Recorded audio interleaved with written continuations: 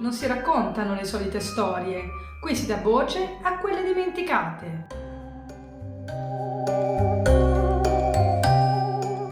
Esistono prigioni che non hanno muri, non hanno sbarre, non hanno porte, eppure nessuno riesce a fuggirne. Immagina di svegliarti domani mattina, apri gli occhi, ti alzi dal letto, appoggi i piedi a terra e all'improvviso capisci che non puoi più vivere come prima. Non perché sei ferito, non perché sei malato, ma perché sei assolutamente convinto che il tuo corpo non sia fatto di carne, è fatto di vetro. Ogni passo potrebbe romperti, ogni carezza potrebbe mandarti in frantumi. Persino sederti potrebbe essere l'ultima cosa che fai. La cosa più inquietante è che nessuno può convincerti del contrario, perché per te quella è la realtà. Sembra la trama di un romanzo horror e invece è una storia realmente accaduta, la storia di un re, un uomo che aveva tutto e che finì prigioniero della propria mente.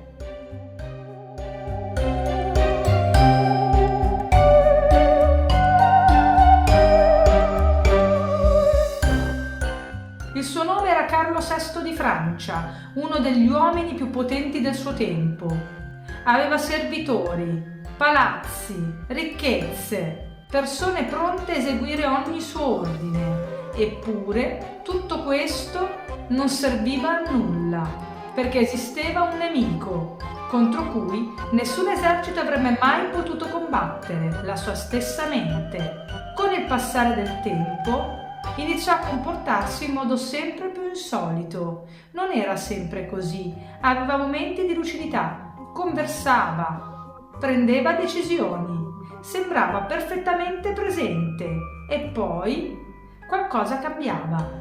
Una paura inspiegabile, silenziosa, totalizzante, una paura che cresceva dentro di lui fino a occupare ogni pensiero.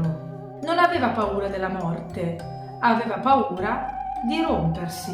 Non era una metafora, non era un modo di dire, era convinto che il suo corpo fosse davvero fatto di vetro. Da quel momento ogni gesto, anche il più semplice, si trasformò in un rischio e la sua vita non sarebbe più stata la stessa.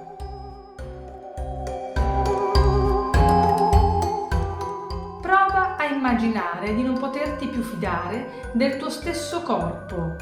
Ogni volta che qualcuno si avvicina, il cuore accelera, le mani diventano fredde, il respiro si spezza, perché sei certo che tra pochi istanti andrai in frantumi. Per Carlo non era un pensiero passeggero, era la realtà, la sua realtà. Noi sappiamo che il suo corpo era perfettamente umano, di carne, di ossa, di sangue, ma lui non vedeva tutto questo. Per lui era fragile come il vetro più sottile.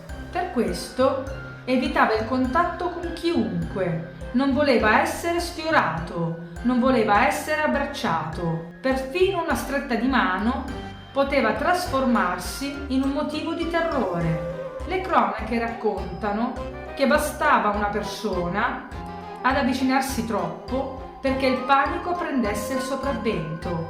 Per noi era soltanto qualcuno che gli camminava incontro. Per Carlo era qualcuno che stava per distruggerlo. Immagina la scena, un servitore si avvicina semplicemente per aiutarlo. Un gesto normale, quasi affettuoso, ma Carlo si irrigidisce, indietreggia, si spaventa perché è convinto che quel contatto lo spezzerà.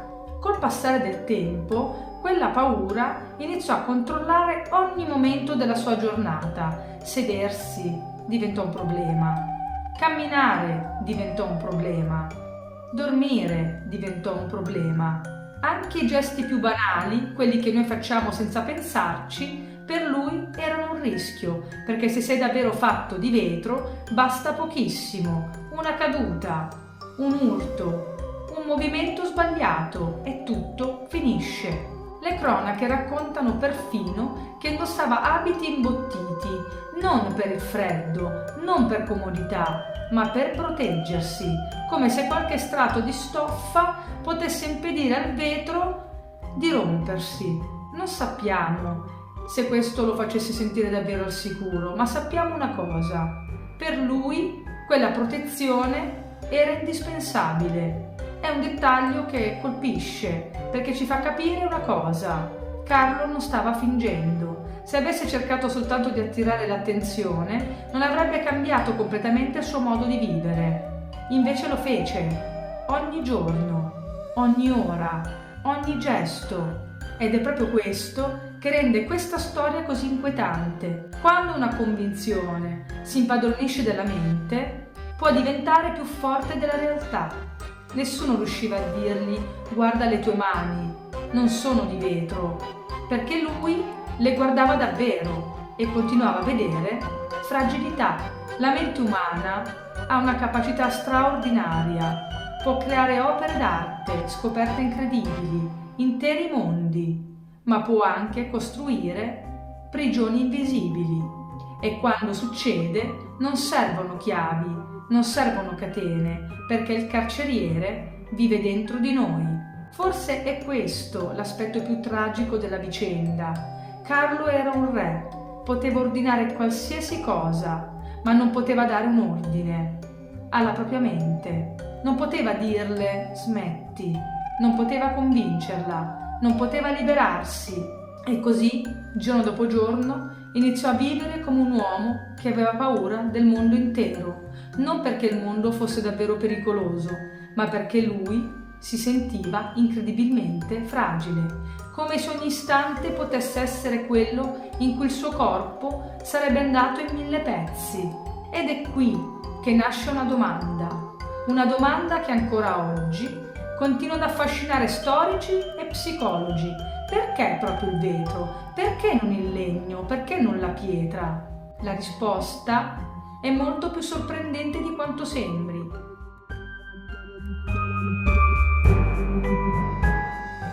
A prima vista sembra una follia senza senso, perché mai una persona dovrebbe convincersi di essere fatta di vetro? Per capirlo, dobbiamo dimenticare il mondo in cui viviamo oggi.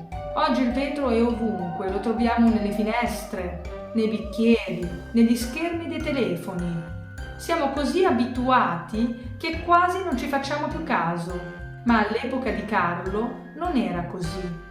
Il vetro era qualcosa di speciale, costoso, raffinato, quasi misterioso. Lasciava passare la luce, sembrava quasi immateriale, ma bastava un solo colpo per ridurlo in 1000 frammenti.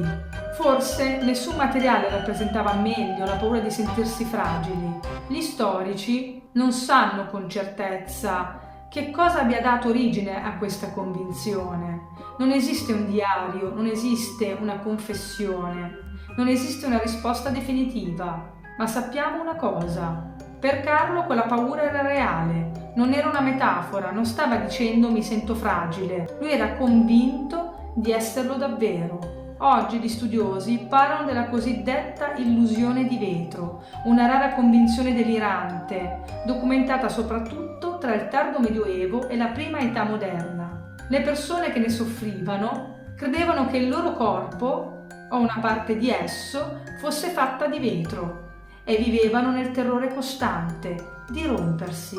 La cosa sorprendente è che Carlo non era un caso isolato. Per secoli comparvero altri racconti, altre testimonianze, altre persone con la stessa identica convinzione.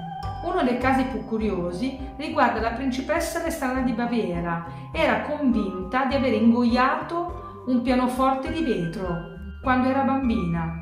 Può sembrare assurdo, perfino comico, ma prova a pensarci davvero.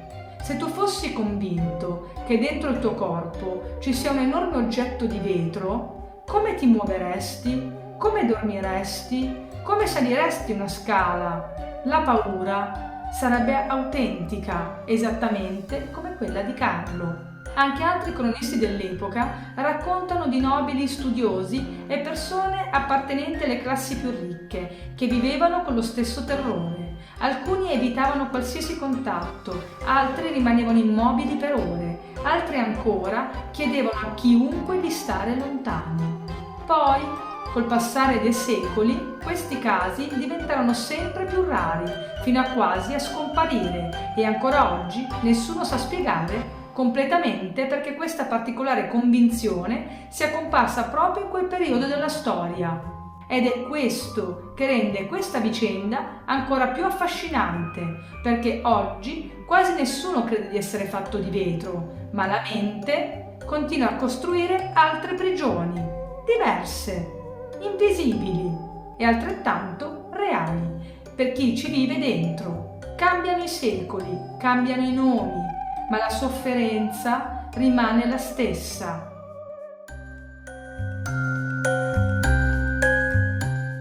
Forse non sapremo mai che cosa accadde davvero a Carlo VI.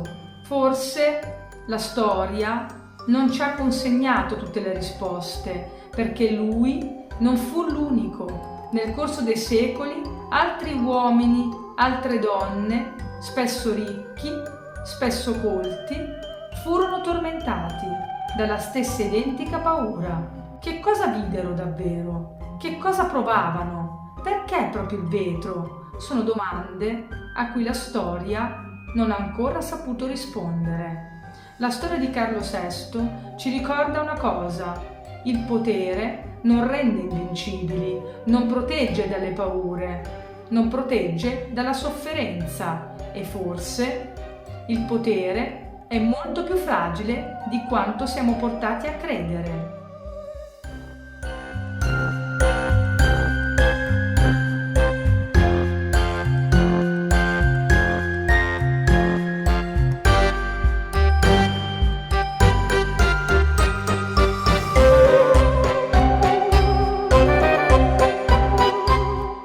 Se ti piacciono le storie che non vengono addolcite, iscriviti al canale e lascia un like. Qui si raccontano le storie che non finiscono nei libri per bambini.